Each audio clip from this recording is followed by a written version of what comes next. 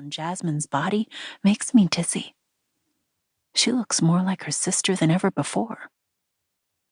Jazz and Darlene were identical twins, but they had distinctly different styles, and I could always tell them apart by the dark beauty mark above Jasmine's lip, or the light green specks in her sister's eyes.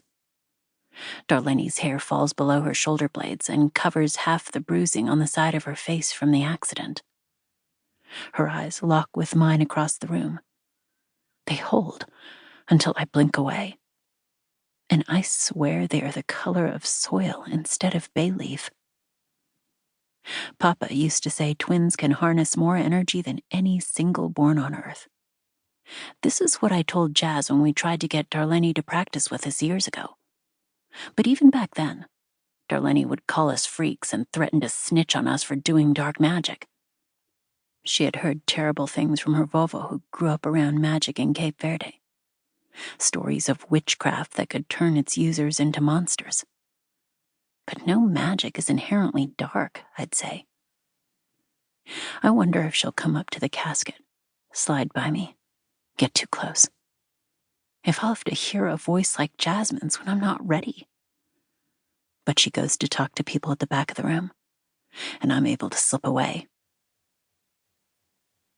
The cold weather has finally left Rhode Island, but when I step onto the patio, the bare skin below my skirt pricks with goosebumps. A little girl with chocolate on her mouth and two sleek buns at either side of her head walks over and taps my arm. "Pick a number," she says, holding out an origami fortune teller. I point to the number 2, and she opens the flap to tell me I'll always be ugly. I laugh and try to pick another, but she runs to tell someone else's fortune. I'm wishing I'd thanked her for mine when I pass a group of students from school and overhear a girl in a yellow beanie say, "I went to all her soccer games last season. Told her she'd be in the major league someday." My feet stop, even though I tell myself to keep walking, to ignore it, that this happens at funerals. And I turn and say, "Jasmine never played sports. You're talking about her sister. The next time you pretend to be a dead person's friend, make sure they're actually dead first." She stares at me with a round mouth and a tucked jaw. The boy to her left inches closer to her, but everyone's quiet until I turn away. Then they laugh. I press my tongue against the roof of my mouth, craving the power to make them shut up. But all I have is the urge to leave Belle's and never come back. I shouldn't have to be here. I should be at Jasmine's house, eating half of her couscous, even though I told her I didn't want any, while we watch reruns of Dragon Ball Z and cuss about the commercials. But I can't leave without seeing her body again, without saying goodbye. And I need to see my friends.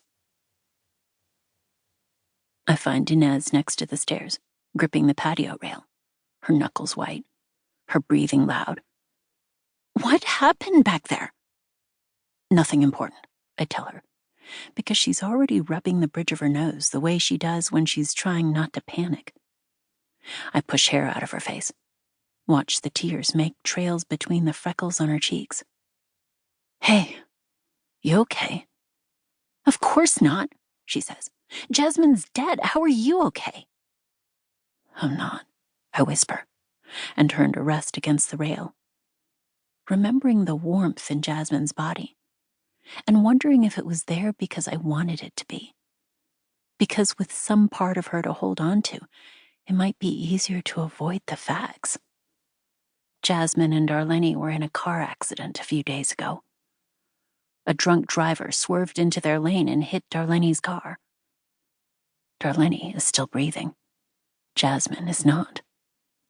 Inez says sorry over and over. "I can't believe I said that to you of all people. You're probably in shock." Her words don't make it better. They make it more real. "Take it back," I want to say. I almost say. She shoves her hands in her coat and looks around. "Where's Natalie? She's late."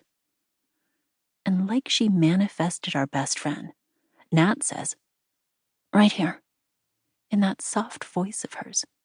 "Where have you been?" Inez moves past me.